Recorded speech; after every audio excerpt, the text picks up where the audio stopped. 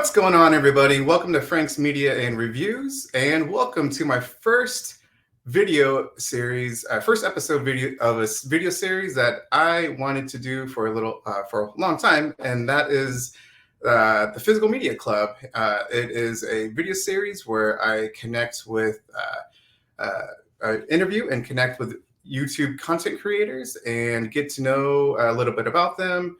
Talk about their journey and just see talk about their favorite films and their physical media collection. So and my goal for this video series is to connect with YouTube content creators and just kind of connect with different communities within YouTube. So that's physical media, the horror genre, and film reviewers. And speaking of film reviewers, my first guest is a person who's been on YouTube since 2016.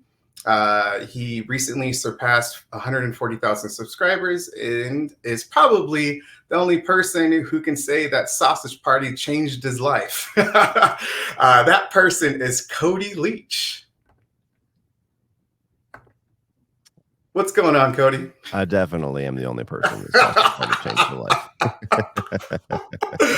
Oh man, it's great having you on the show, and this is my inaugural, episode for my little video series. If you could just introduce yourself and just tell everyone about your channel. Yeah, well, I mean, as you said, my name's Cody Leach, and I started doing YouTube summer 2016, just as kind of just a hobby, just something to do. I was driving a lot of the time for my job and kind of wanted to get into podcasting, and then quickly started to do YouTube videos. And after a while it took off, and just over 2.5 years ago now, it became a full-time career. I mostly do movie reviews and rankings, but I'll do different things here and there. I'll do some tier lists. I did something that I just started like maybe 2-3 weeks ago called Movie Brawl, where pit two movies against each other, and I try to talk about all genres, but I have I always call it a focus on horror. So it's been an interesting little journey. Something that where as a kid I was always the kid that would never shut up about movies, and it was just like my annoying trait, and then I just spun it and monetized it. Awesome. So what I would actually like to start off with is a couple icebreaker questions. I know that you are getting into and have for the past few years now getting into making meals, healthy meals, and that's what you do. And so what I would like to know is, what are your favorite meals to make? None of them are healthy.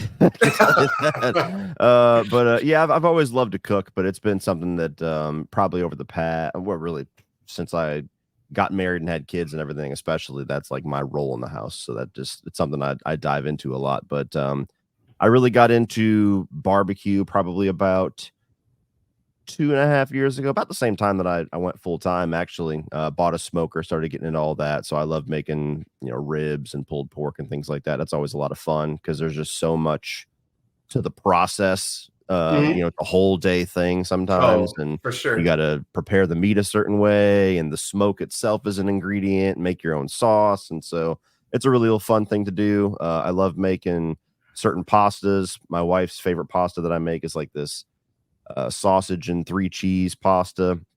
We always call it sexy pasta. It's like an inside joke. Whenever she asks for that, that's what she's talking about.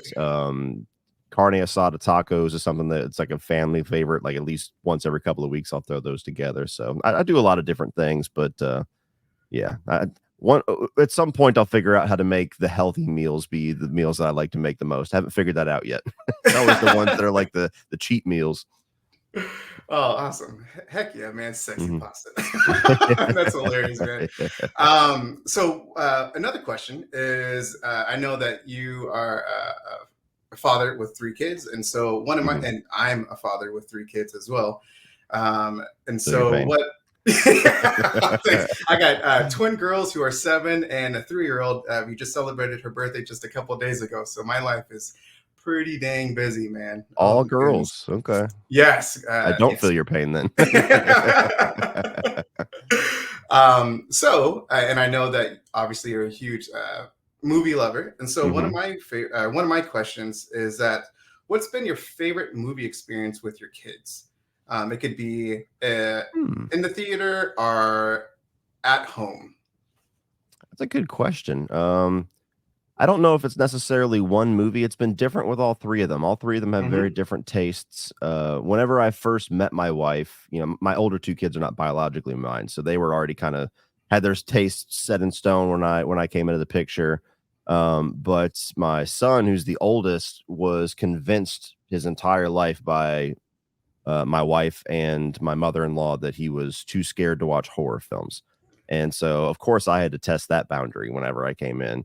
And so it took me a little while, but one of my favorite memories that stick out with me is that whenever I finally got like a chance where nobody was around to tell me otherwise, and I was like, I'm going to show this kid a horror film and see what's up. So I showed him the original Fright Night, and I knew in my head that he wasn't as scared as they were trying to convince him that he was. It was just a matter of making the experience not scary, like not building it up and like shutting the shades and shit like that. So I threw on a movie that was going to be a little more fun. And I knew in the first 20 minutes there was that scene where the chick is undressing in front of the window. And Hmm. so I remember I was in the kitchen and we had like Little Caesars pizza or something. So I was putting pizza on plates and then I saw that it was coming up. And so I looked at the screen and I looked at him and I looked at the screen and I looked at him. And then as soon as it happened, like this is my view of him. So he just does that to me. And so there was that, and then all like the more intense sequences in the movie, I would just crack a joke to like break the tension, and then he Hmm. got through it fine. And so then he started watching them. So that was a fun moment for me where I was like, broke through. Um, Another one which was similar with my middle child is that she's 3.5 years younger than her brother, and where he was always, I'm too scared, I can't watch it, I can't watch it. She was like adamant about like, no, I want to watch horror movies. So there was a night where my son was off like spending the night somewhere, and she was only like 4 years old, and she's like, "Can we watch a horror movie?" And then so we threw on Nightmare on Elm Street, and she was like just into it, just sitting on the couch with me. So that was Wow. that was cool. And my youngest, I've had a ton with her because she's the only one that I've been able to like mold from birth. And so the whole little era that a lot of parents dread where they're stuck watching all this kid stuff that their kids get into, whether it be, Bluey or Caillou or whatever. And I very much kind of reverse engineered that and just got my daughter into things that I liked as a kid so that I could Uh-huh. tolerate watching all of it. So she had different eras where like she was into Beethoven, and then she was into Shrek, and then she was into Garfield. And so like all throughout her life, I've been able to throw on certain little favorites of mine and see her reaction. And she always, some of them haven't worked out, but for the most part, she'll have a thing where that becomes her favorite movie for like a month, and she'll just watch it Hmm. like 19 times back to back, and then she's like done with it forever. So it's been interesting with her.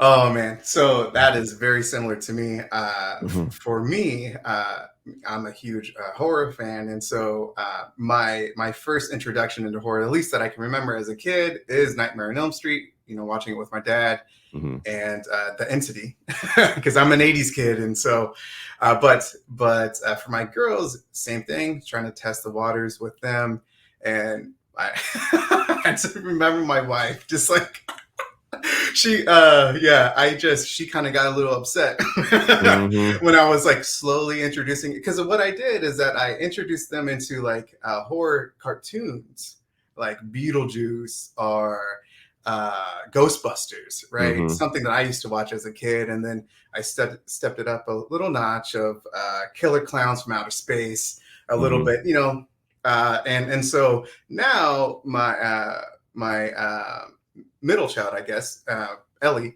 she is, oh my goodness, she is starting to read like horror books and is diving into that type of genre.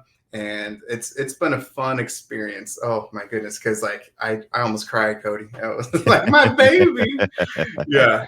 And Have to get so her some goosebumps and stuff like that. she got it. She picked it. I swear, man. We went to Oh, Barnes. okay, Yeah, cool. we went to Barnes and Noble, and it was the packaging. They had like a steel case of like 4 books or and whatever, and she picked it, and I was like, oh my god, my baby. Yeah.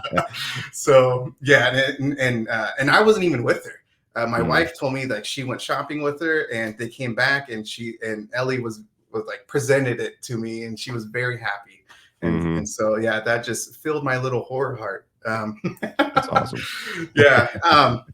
So as we already touched upon, that you started in 2016, and yeah, what made you start your YouTube channel? Well, at the time I was working construction, and so I was driving anywhere from like 2 hours, sometimes like 7 hours a day to and from job sites. And so I quickly got burnt out on listening to music. And so I started listening to movie podcasts, and like back when AMC Movie Talk was doing their thing and Schmoes Know, and there'd be audio versions of their shows. So I started listening to that, and I found myself like yelling at the radio, like wanting to like put my input into the conversation. So I got like a little cheap $20 little desk microphone and literally locked myself in my walk-in closet for like 2 months that summer, off and on, just recording little podcast episodes.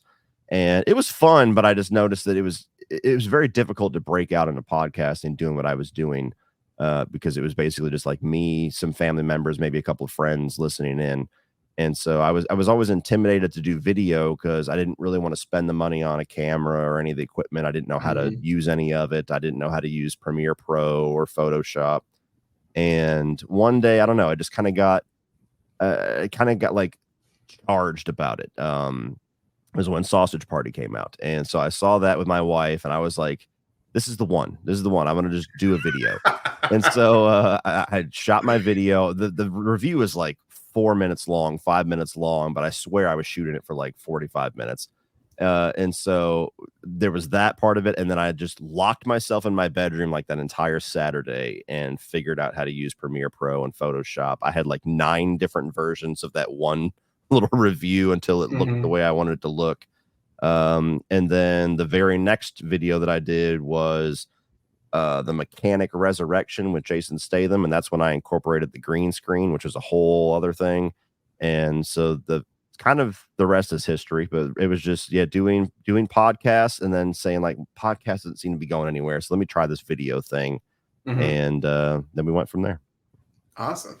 Was there when you started to really think about getting into YouTube, was there a YouTube creator that kind of inspired you a little bit? There was a number of them. I mean, I wasn't really watching their channels too much at the time, but of course, most people would say Jeremy Johns and Chris Stuckman, just because they're kind of like the big two pioneers, two very different styles. And I kind of wanted to be, my personality is kind of a bridge of both of them. Like I kind of want to be the casual bro guy that Jeremy is, just kind of talking about his experience. And then I also wanted to be a little more on the insightful side that Stuckman was.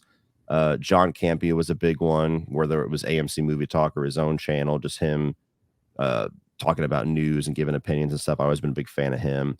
So those are probably the 3. And the 4th one would probably be Double Toasted, who they used to be known as Spill.com. Okay, yeah, which I used to watch them way back in the day when they were Spill.com, and then they had to rebrand. And so I've always liked their comedy and their edginess. And so with those 4 examples, you could see pieces of all of them in my channel to a certain extent, even to today with the style that I've chosen. But yeah, those were the big ones at first. Okay. And then what was your first hit, and like how long did it take you to like get that, first YouTube hit? There was a couple different ones. So I made the classic mistake that most people make when they get onto YouTube, but they just try to do everything. They try to do all the different video shows and everything that they watch. And that's a mistake. I'll tell everybody now that's thinking about joining YouTube. Like I wanted to do movie reviews. I wanted to have a movie news show. I wanted to do video game news. I wanted to do top 5s. I wanted to have a music show. And so I started doing all this stuff thinking like, oh, my channel will be like a, all for one hub, and I'll have all these people. And it makes you unfocused, not only to the algorithm, but just to people. If they like you for your movie stuff, and then it's 3 weeks of everything that's not movies and that they're not interested in, that's not a good experience. So I was trying literally everything. And then I think it's one of 2 different things. Like, of course, we had trailer reactions that would get a lot of views, and you'd be like, "Oh my god, 1,000 people watched this! Holy crap!" Yeah. But then I realized quickly that trailer reaction views sometimes are kind of empty. They're Hmm. not really like even the subs that come from it are people that don't watch things other than your trailer reaction. So it was really building out your channel with people that aren't there for anything else. So I stopped doing that very quickly early on. But then I had it was either one of two videos. I can't remember which one came first. I decided randomly one day to do a review series. And I was always a big fan of horror, never really talked about people or talked about horror with people because there never seemed to be too many people that I would work with or be friends with that were nearly as into it as me. And so I put out like this video where I was basically just given four options like Freddy, Jason, Michael, or I think it was Chucky. And it was like, choose which one you want to be my first review series. And Freddy ended up winning, which was ironic because that was always my favorite series. And so somewhere in that, I started to notice the engagement was much different than it ever was, where just the horror fans that had found my channel were a lot more rabid than just general movie fans. And so there was more excitement, there was more engagement, more comments, more views as I started doing more of the Nightmare on Elm Street stuff. And one of the biggest videos that I remember putting out and thinking like, oh wow, that was a movie review that actually got a lot of views was when I Hmm. did Rob Zombie's 31, which is not really a video I'm proud of because that's back when I first started YouTube. I was a lot more immature. I didn't really take into account that these are people that I'm talking about, so I was saying a lot of things that me hearing it now comes across as disrespectful, whether it's ranty or not. Hmm. But nonetheless, I didn't like the movie. I absolutely destroyed it in my review, and I got a ton of views, at least for me at the time. So that was the first one where I was just like, "Ooh, maybe this is what I Okay. should do." Okay. Yeah. I honestly, so leading up to this, uh, video, I looked up, multiple interviews that you've done. I don't think I heard that one a little while, at least, that 31 story.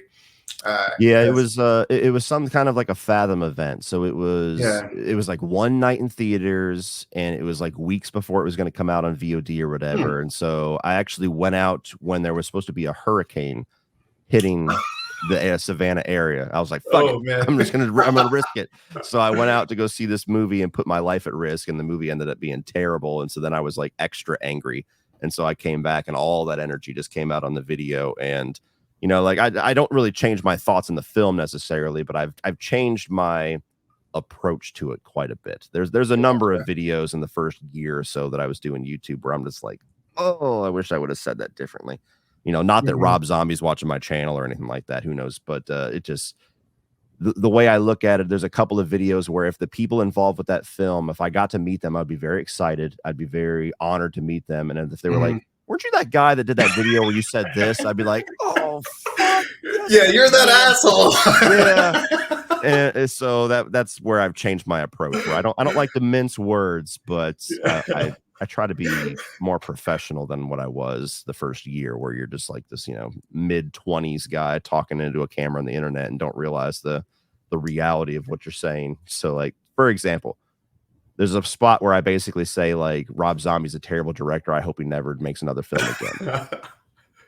And I would not stand by that statement today. Like, even if he Uh-huh. never makes a film that I like ever again, like the dude should be able to make movies. There's no reason to say that. So that's like an example of where like what I thought was funny back then and edgy back then versus what I like to say now. Mhm. So just to give a little context. Yeah, yeah. I mean, it's all about maturity as Hmm. well, right? Hmm. So, um, you know what? Before I ask this question, that honestly kind of just reminds me of the recent feud that was between you and Winnie the Pooh Oh yeah. creators. I mean, you guys made up. So yeah, that was a funny video. Y'all should check Hmm. that out. But anyway, yeah. So you already mentioned how because I think it's coming up soon. You've been full time for 3 years, right? Pretty It'd be close to it. in September. It'll be 3 years. Oh, okay, okay. So Mhm. two and a half.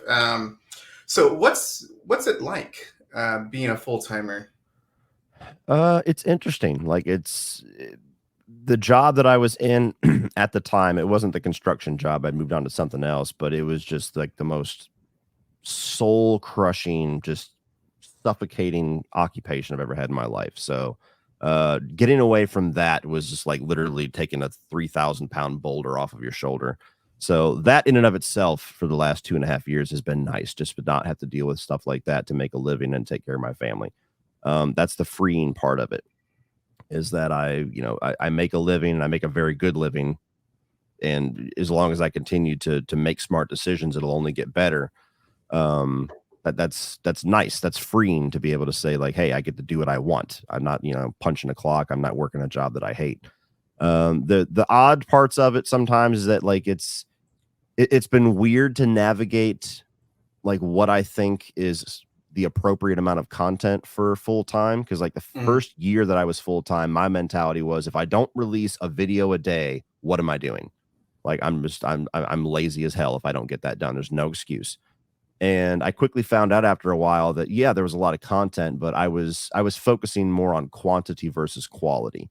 And there was certain videos that I feel like could have been better if I didn't rush it out, because I just did one yesterday and I have another one I need to do tomorrow.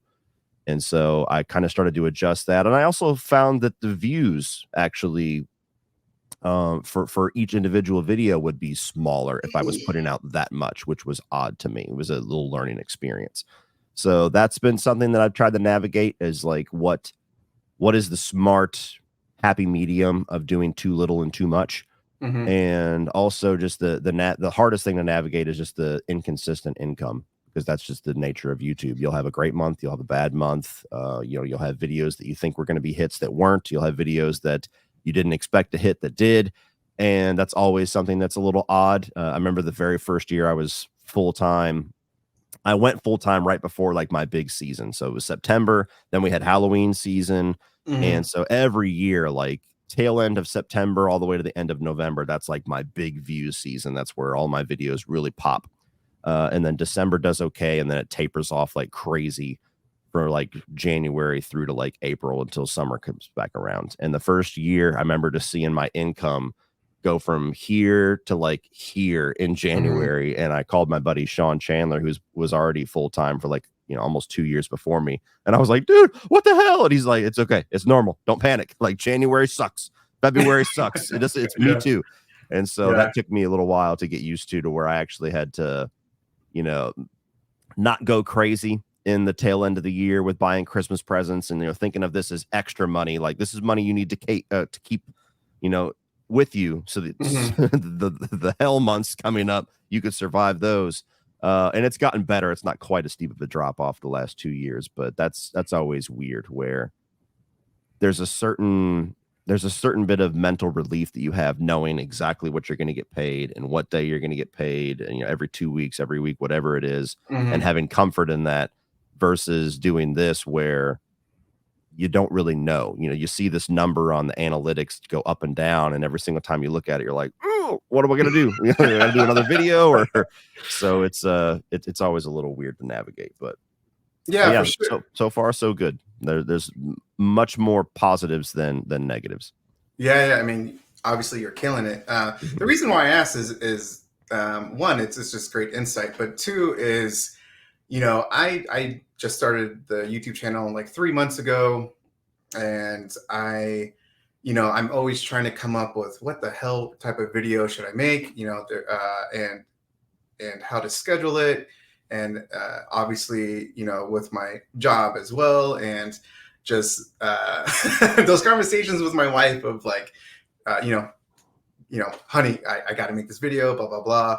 And so I can just imagine, because you said in one of your interviews, it's just like that conversation you had with your wife at the time, where, you hated your job so much. And then just, I believe you stated that your wife just kind of saw how you were and just said, just screw it, just go into it, because this is going to make you a better person and a better place, mentally. And so, I was very nervous about, like, I kind of knew that was the answer. It just got to a point where, for like the last year I was at this place, it just seemed like there's just no light at the end of the tunnel. It's not going to get better. It's not going to get easier. So I'm either going to be miserable and be here, or I need to find another job, which always sucks, or I can give this YouTube thing a shot. And so I knew that was the most appealing route. It was just a matter of how am I going to pitch this to my wife, because realistically, everything she's going to be worried about, I'm also worried about.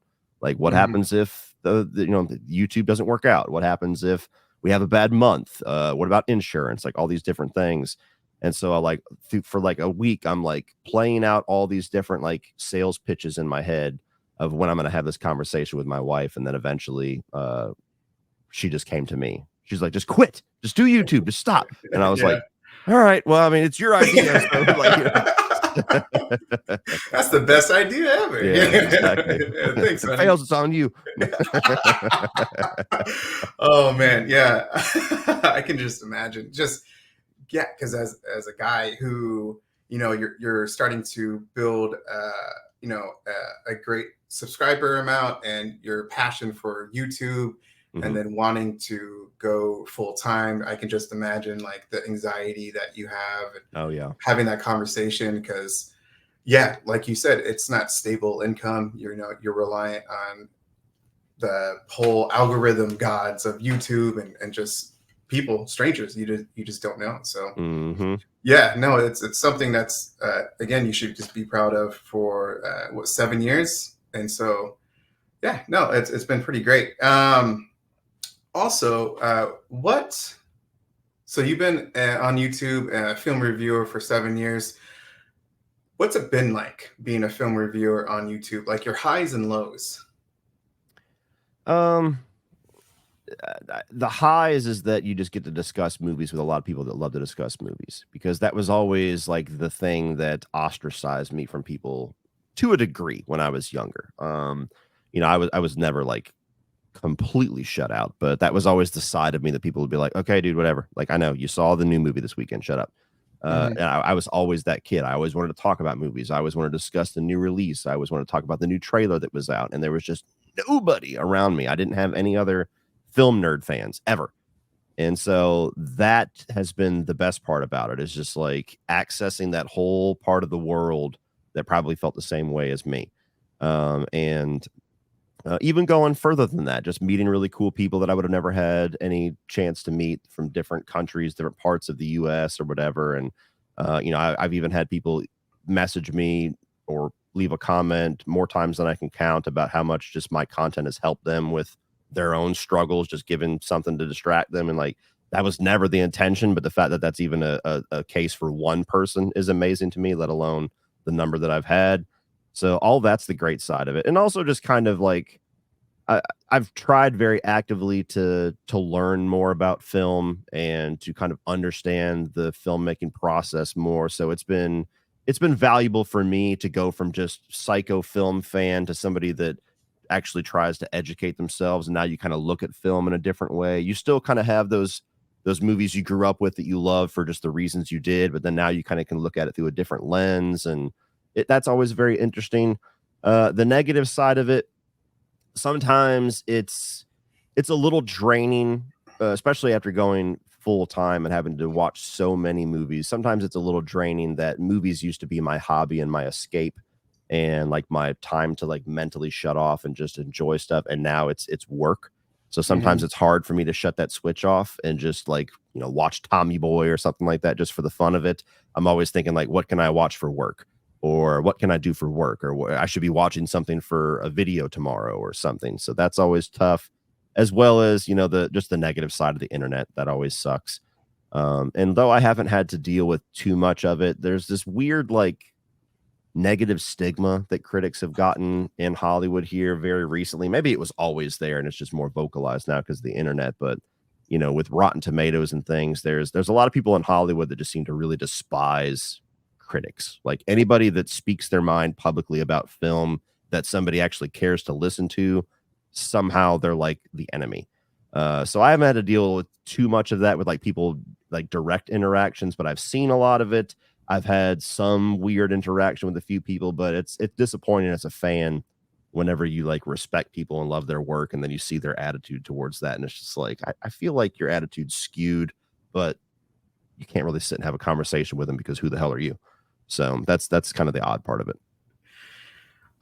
Yeah, that just kind of reminds me of I don't want to go too much into it, but just like the pretty well known YouTube film reviewer about the whole Madam Web Hmm. opinion piece, and multiple film reviewers like yourself did videos, and I think that's one of the things is that I as a viewer come to a content creator to get their opinion, and if you're not kind of giving your honest opinion, then what's kind of the point, at least from my perspective. Oh, I agree. I agree. So yeah, it's just yeah, and I think where we're at now, maybe in 2024, is that people are kind of just afraid to step on someone's toes, or just to get the backlash of their honest opinion.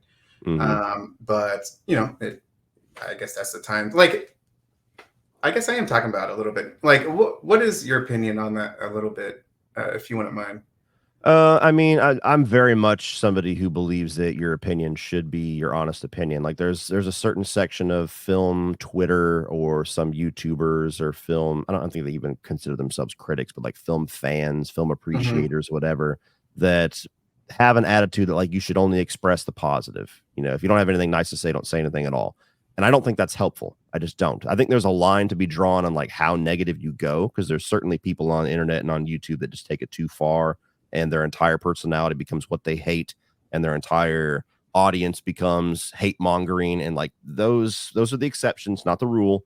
I Hmm. totally agree with all the negative things you had to say about that, but I think that it's ridiculous that you can't say your honest opinion about film. Like, it's a consumer experience at the end of the day. Yes, it's art, but it's a consumer experience. So if you put down 15 bucks and you go and see this film and your experience wasn't 5 out of 5, amazing all the way around, I don't think there's anything wrong with saying why.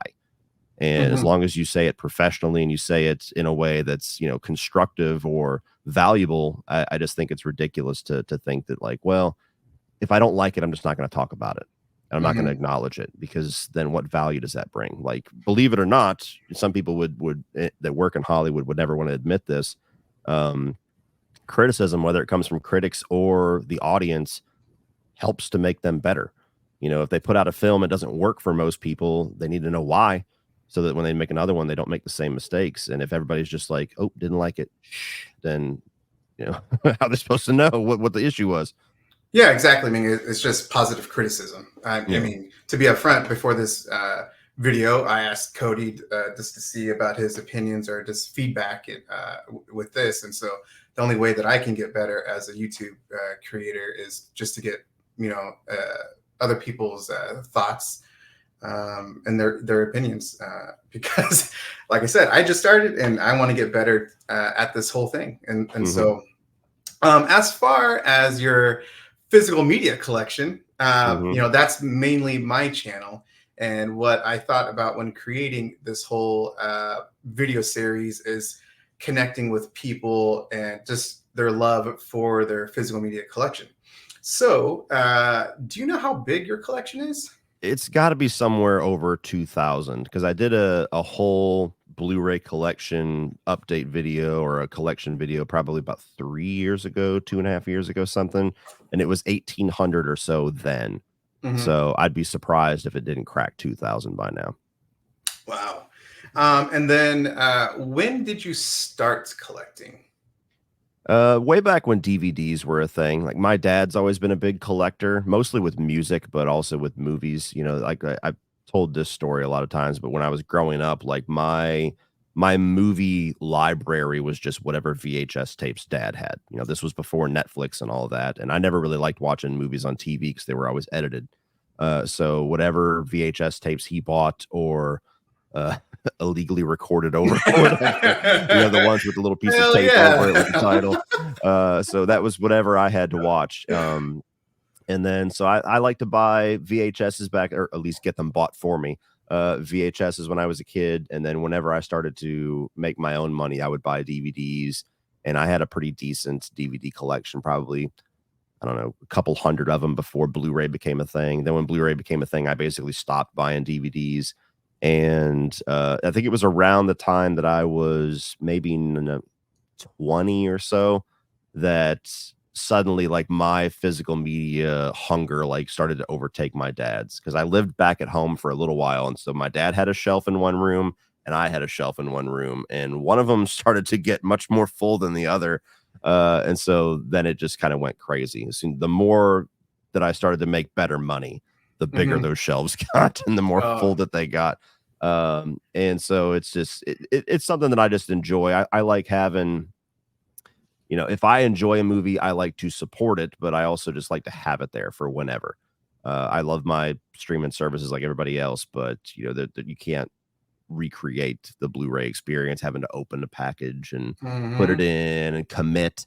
And then I also like it, like just to kind of have like almost like movie history preserved there. Like I don't want to get dark, but like God forbid I pass away one day, before my time, and Blu-rays aren't this wild obsolete thing, then my family has this entire thing back here that's kind of like a piece of me. And much like when I grew up, while my kids haven't experienced it quite the same way because they have all the streaming services, uh, if they want to know what dad's movie taste is, just look back there, start It's a lot of going horror through it. movies, at least for Yeah, me. exactly. Yeah. So in my video, at least since starting my YouTube channel, I've noticed that I've talked a lot about my connection with my family, at least specifically like my father, because Hmm. that's who mostly I grew up with. And I think when I discuss a movie or something, it just comes out naturally, at Hmm. least for me. And so, like I've stated in my videos that in some ways, like my father influenced me to become a physical media collector. And I'm just wondering, with your background, was he a pretty big influencer with your physical media collection?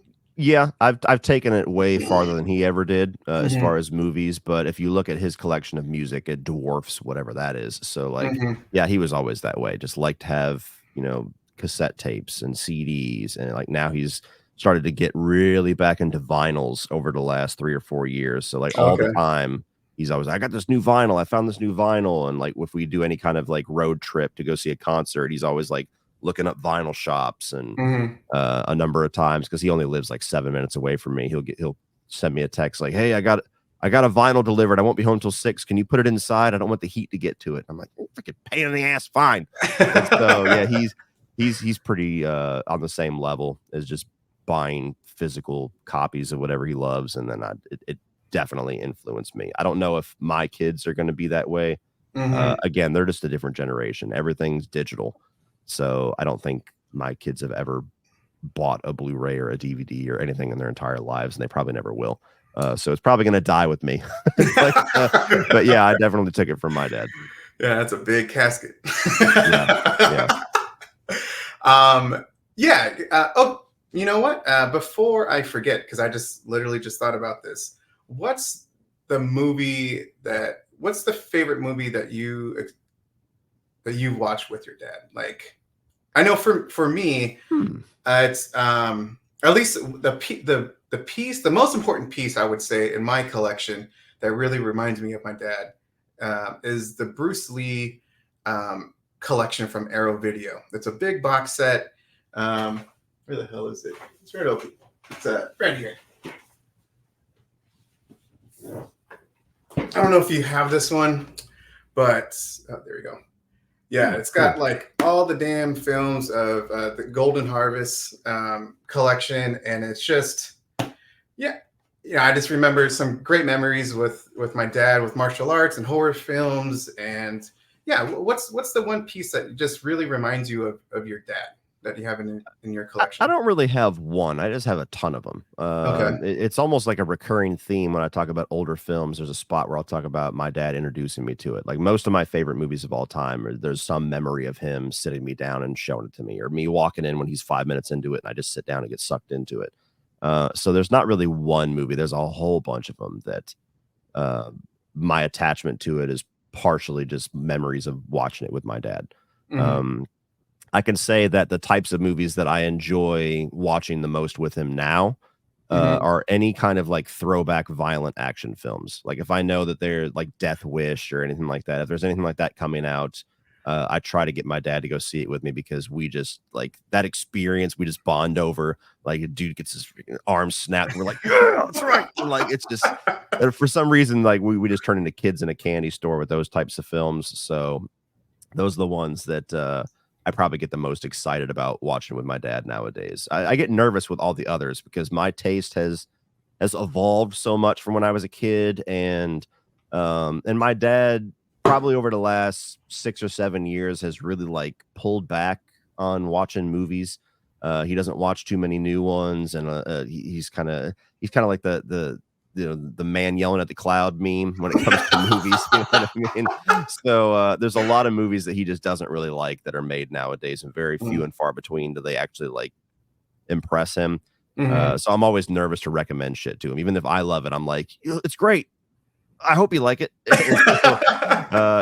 So like we had one recently with Abigail, the vampire film, Mm. and Yeah. I saw it and I was like, my dad would like this. Like, I know he would like this. And I called him and he had not seen a trailer or anything. I'm like, perfect. Don't watch it. Don't look anything up. I want to see what it's like if you just watch it knowing nothing. And I took him to see it, and was first sign that he was really into it was that he didn't fall asleep at any point, because he's a hard worker. He does like, 12, 13-hour days. And so any movie I watch with him at some point, I look over and I'm like, the hell? And so he was awake the whole time, and then we walked out and he's like, that was like the best movie I've seen in theaters in years. I was like, yes, finally. So that was a good experience. But yeah, the most likely to get that experience is some old school action movie with an actor we like kicking the shit out of people. You know what? Speaking of action, because I just have it a little bit on to my right, is that what are your top five favorite pieces movies that you have in your collection? So I set aside four. I couldn't think of a Okay. fifth one. I tried, but there's a lot of them that are just movies that I love. But as far as like an actual piece of physical media, so one of them is this, which is The the Breaking Bad. Breaking Yeah. Bad. So it's the whole Hell yeah. it's got money at the top of it, and it's got all the different Blu-rays in the inside. I haven't opened it in a while, but it didn't spill out. But they're all right there. It's to say it's my favorite show of all time is an understatement. This is like part of me. I adore Breaking Bad. I live and breathe that show. Gus So is when one of my this favorite villains of all time, man. Oh yeah. So when Oh, this came out, even though I already had all the Blu-rays, I bought them as they were released, and I think I already had a box set or something. Like I had to buy this. It came with an apron for Los Pollos Hermanos and a bunch of different stuff. So I absolutely love that. These are two things that, if I'm not mistaken, no, actually, one of them was sent to me by a fan. The other one was sent to me by my buddy CP. So these are imports, and one of them is for the film Rudderless, which I'm a massive fan of. It's a very underknown, underappreciated movie. And this is like an import with a very different cover, and it's got the Blu-ray, and then it also has this booklet on the inside of it. And so it's a very thoughtfully made set for a movie that I feel like nobody knows about, that I didn't introduce them to it. So if you take anything else from this video, it's check out Rudderless. And then I have this one that my buddy CP sent me, which is a import version of Trick or oh, Treat, which is it's called Ragman in other yeah. countries. And this is just a very cool little booklet here that Hell yeah. he sent me. And That's a so I'm great a one. massive fan of that movie. It's a bit more well known than Rudderless, especially in the horror scene. But Yeah, that's yeah, another yeah. one that Looks like it's a German release. I think so. Yeah, Yes. yeah. Yes. So those two imports right there that I think are very cool. This one, I think it's Japan. I don't know if you could read that there, but Oh, it's no, got like some oh symbols wow. there. So this one, That's yeah, having such a thoughtful one in Japan for a movie that I don't think would appeal to Japanese very much is interesting. But that's that one. And then, even though I'm not a massive fan of this franchise, this is by far the best set that I've ever seen released for a franchise. Just the Friday the 13th set here. I think I see it above your shoulder too. So Like I said, like I like the Friday the 13th movies, but Shout Factory or Scream Factory, they're on Hmm. another level when it comes to just putting stuff out there for the fans. And when they came out with this, whether it's the artwork that they put together or getting all of the different movies and all the different cuts and all the different stuff put in there, and just the level of quality that they put into stuff is amazing. And I was unfortunately not able to get the set that they did for Halloween, which was pretty good as well. Yeah. But that one in particular, when it came out, I remember I was very excited. And their customer service is awesome too, because I think there was like 3 different Blu-rays where there was some issue with them when it first Hmm. released. I don't know if it was a sound bite or something weird, and they just sent out replacement discs to everybody, like no question asked. So that is one that I really love, even though I wish I was a bigger Friday the 13th fan and I'd love it even more. But just the fact that they put that much into it, I absolutely crave the day that they do that for Nightmare on Elm Street, because that's the Oh one my horror goodness. franchise that's just stuck with the shittiest physical media release. Dude, yeah, I have right here the DVD Yeah. collection right here. Yeah, my dad That's has that somewhere. that's as good as it gets right now. So Mhm. unfortunately, just really quick for me, because speaking of action, is the Rambo Ah, Lionsgate Steelbook very cool. collection. Oh my goodness, man! Yeah, recently rewatched Rambo 2, and I Mhm. was like, holy shit! I forgot how action packed and crazy that film is. Best Mhm. acting from Stallone is Rambo, the first one, First Blood, and then the second one is just over the top wildness, man. Oh my goodness, man. Yeah, Um, those are wild movies. Another one, yeah, yeah. One of my favorites is the deluxe Bible edition from of The Exorcist. Very cool. It's really cool. One of my favorite trilogies of any film uh, genre, I should say, is the Vengeance trilogy. It's got Old Boy, Sympathy for Mr. Vengeance, Old Boy, and Lady Vengeance. Okay. It's really cool, all Korean films. This is my favorite horror film, international horror film, and Raw. This is released by Hmm. Second Sight, Okay. limited edition, and it's glorious, man. Oh my god! Have you seen that movie, bro? I'm Yeah, pretty sure you yes. have. I saw it when it Yeah, first came out. yeah. And because I'm a Star Wars nerd, I got this whole Skywalker Ah. saga collection. Man, it opens up like a book, and it's pretty damn glorious. My girls, uh, my oldest loves Darth Vader, and they love dressing up as little, Vader and Ray, and so I'm like, oh my god, and so yeah, and my youngest, it's like bad guy, bad guy. So, oh my goodness, man, yeah, just drop some stuff. And then yeah, what is your thoughts of physical media collecting and the importance of it in 2024? The reason why I bring that up is really quick is because just recently, a couple days ago, Target, so everyone knows that Best Buy was removing their physical media in store, and then Target just recently stated that they're going to end it, I believe, at the end of this year, Hmm. as well. And so, yeah, do you want to give your thoughts a little bit about that? Yeah, I mean, I'm not convinced that it's going to go away. I mean, the fact that vinyl came back with such a vengeance out of nowhere tells me that people, once in the absence of something, they kind of miss it, and then it becomes popular again. I think that with the cultural shift that we've had towards digital media and streaming services, people have kind of lost their relationship with physical media.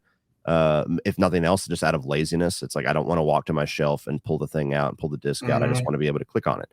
But with people's growing distaste for how these streaming services have been, whether it's the constant price increases or movies constantly being deleted out of their collection out of nowhere, some Hmm. movies, like if they're removed, like I think it was Barbarian that never even got a physical release, and then they removed it from Max, and it's like, well, how do you even watch the fucking thing now? So that's people putting ads back onto a lot of these streaming services because that's how they realize they're only going to make money that way. I think that stuff's going to add up to people wanting physical releases more. And we've seen it this last year with things like Oppenheimer and the holdovers, where it just went nuts and was out of stock everywhere because everybody wanted it. So I think some of these stores are going to try it. Like Best Buy is going to try it. Target's going to try it. Eventually, Walmart probably will too. And then people are still going to be able to buy them online. So there's not really too big of a loss there for me. I do miss walking through the aisles and checking out movies. But when your collection's that size, most of the shit you're looking at, you already have anyway. So I think people are going to keep their relationship with it with online orders. And then I would say, like, let's say by 2026, there's no stores selling physical media anymore. I would say by 2030, they'll start making a comeback again. I believe that. For me, it's about having it in my house to where no matter what streaming service is carrying it, no matter what their quality is, no matter what my internet is doing at the time, I can always put it in and watch it. That's the one thing. And then it's just kind of like preserving movie history. You know what I mean? If the world goes dark tomorrow, I've still got all those. And, there's a lot of people that they'll never be able to watch a movie again if the internet goes out. Yeah. Yeah. And that actually just kind of leads me to a question, is that where do you buy your physical media? Most of it's online, 99% of it. A lot of it's Amazon, some of it with like the specialty stuff like Shout Factory. Once in a while, I'll do Best Buy. I kind of got tired of doing their steel books because they always mark the price up on them so much. But 90% of it's Amazon. Okay. Yeah. I usually recommend people go to I'm not sponsored by anyone, but yeah, Diabolic DVD, Orbit DVD. I don't know if you used them before, but they actually sell some of the like international movies as well.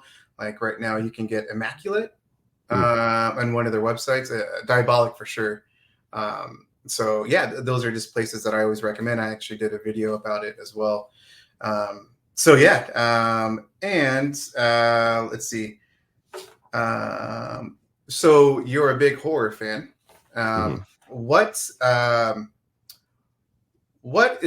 are 5 horror films that you recommend for people just starting to get into the genre? Just starting. Okay. Well, with that context, I'm going to assume we're starting with a clean slate. So you do have to include some obvious ones in there. I would say I was going to do a video at some point on like gateway drug horror movies, like movies that are good little on ramps. And so most of the time, those are movies that aren't too intense. So I would say Poltergeist would be a nice one to start with, where it's a little creepy, but it's fun and it's not like too intense where it's going to be like, trying to run before you can crawl. Then you would have either Nightmare on Elm Street or Halloween, one of those two as like a entry into the slasher genre. I would hold off before doing things like Friday the 13th because that goes much more into the gore and the sex and everything, where those two are more about psychological horror a little bit. I would say either The Lost Boys or Fright Night as like a nice vampire and like a fun 80s horror comedy type style. That's got to be both of them. Both of them, yeah. I'm trying to have a variety. That's the hard part. Then once you get your feet wet a little bit, I would say The Thing, because that's my favorite horror film. Yeah. And then let's see. I've named off like 7 at this point. Any of those. Those are the good ones to start. And selfishly, I just gave you a bunch of my favorites of all time. So. Okay. And then what about top 5 modern horror films starting 2010. 2010 until now. Well, let's see. X and Barbarian would be on there, even though they were just 2 years ago. Both of those were just awesome to me. I'm going to throw Abigail on that list out of recency bias just because I've had so much fun with that movie. Oh, wow. Okay. So yeah, I'm sticking to really, really close ones here. Wow. I'm trying to think, I'm trying to go back to 2010 and remember some films that came out. I should have prepared for this question. Do you have a couple of yours ready? Oh, hell yeah, I do. Yeah, go ahead. List a couple of them, and I'll probably just steal a couple of your answers. I should have looked some movies up, but for some reason my brain is sticking to the last 2 years. Oh, it's all right, man. Sorry. Yeah. So, yeah, I love the Autopsy of Jane Doe. Ah, okay. One that one of my good friends from Twitter, Mike, recommended, and I just absolutely fell in love with it was The Dark and the Wicked. Yeah, that's a good one. Oh my goodness, man, so damn creepy. Evil Dead 2013. I'll throw that on my Yep. list because I Okay. absolutely love that movie. Keep going. The Wailing. I still have not seen that. What? Still have not seen Cody. that. All right, It's man. like 3 hours long, isn't it? No, it's not. No. It's What am I thinking of? no. It's like 90 minutes, maybe like maybe two. But like Okay. yeah, it's not. I'm mixing up with something else. There's another big foreign film that everybody talks about, and every time I go to watch it, I'm like, fuck, 3 hours. No, Go this ahead. is like a damn masterpiece, man. Highly recommend it, and the 4K is pretty damn good. Okay. Although in the back it says Dolby Atmos, there's no damn Dolby Atmos. It's in 5.1. Lies. Lies. Neon Demon, the Neon Demon. That's an interesting one. Yeah, I love the cinematography, and I just love it, man. So damn good, and It Follows. Oh yeah, It Follows would probably be on my list somewhere. Yeah, Get Out, I'm a big fan of. I see that here. that's a very good one. Don't Breathe. Well, that's horror thriller. People get testy Mm-hmm. about that one, but regardless, let's see here. Trying to scroll through some. Halloween 2018. That would be a no. Doctor Sleep. Doctor Sleep would be on my Doctor Sleep list. is so good. That's one of the most surprising films I think I've ever seen. Just because, oh my goodness, man, so damn good. Yeah, that would be on my list for sure. And I think that rounds me out at 5, if I'm not mistaken. The first It I like quite a bit. I don't know if it would be close to my top 5 if it wasn't in the top 5. CGI bugs me a little bit, but top 10 for me. Yeah, it's pretty damn close if it's not. Babadook, I'm a big fan of. That's a really good one. Yeah, there we go. But Evil Dead would be at the top of that list of all the ones that I listed. Okay, and then you kind of touched upon it earlier, but yeah, the horror genre. Like, what? I'm assuming you became a fan because of your dad. Like, what makes you just love it so much? I think it was like this forbidden fruit because I got introduced to it when I was like 4 years old. I walked in and my dad was watching Child's Play 3, and then I was like enamored with it. And then I wanted to watch the other Child's Plays, and then I wanted to watch Nightmare on Elm Street. And at the time, until I was in second grade, I actually went to a Christian private school, which is weird for people to hear. I can't even imagine that. Yeah, very much. So it was even more of a forbidden fruit because of that. Yeah. Like, you can't walk in. Like, this is a place where if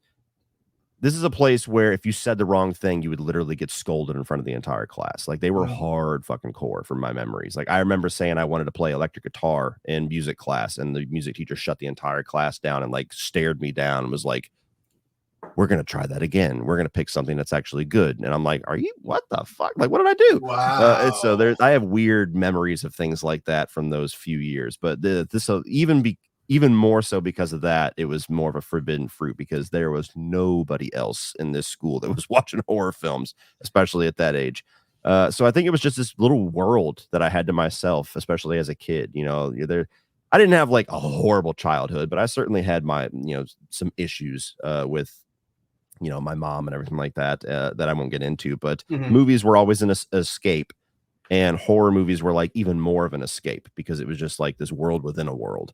So I think that's why I latched onto it so much as a kid. It was just something that only I experienced. It was like this little gift for just me. There was nobody else my age that was watching Freddy or Chucky or any of that other stuff. And I think it made me like it even more as I grew up because, as I said earlier, like, there was just nobody that really was a horror fan that I got to interact with.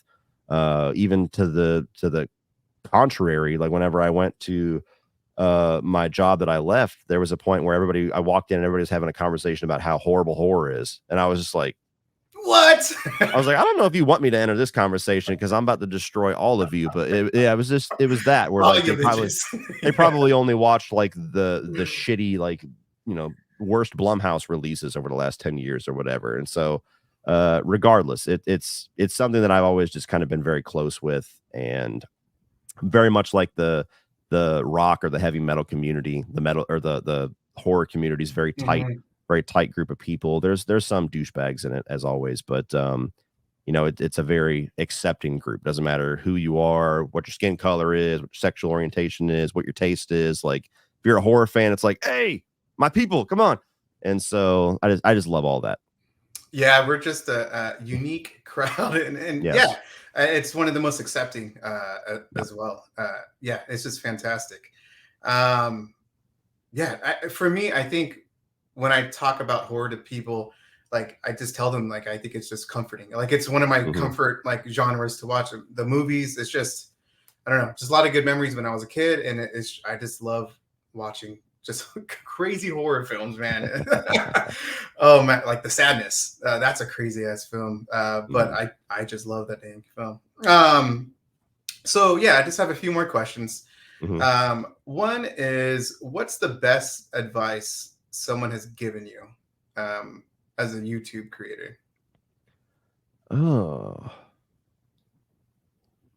I there's not too much advice that I've been given, honestly. I've had to really figure like me and my buddy Sean Chandler Hmm. luckily came up together around the same time, and he's learned certain things and made certain mistakes, and I've learned certain things and made certain mistakes. So we've had a very symbiotic like learn from each other relationship, and that's about as far as like an advice column that I've had as far as YouTube. Other than that, I've had to figure things out on my own. There really was no mentor or anybody that was like more successful than me that would even acknowledge me. And that's part of the reason why I've very actively tried to be the opposite, where, I'll guest on people's channels, or I'll answer questions, or I'll try to give advice, or I'll promote people's stuff, because I despise the fact that so many successful YouTubers just look out for themselves, or just look out for people that are themselves or higher.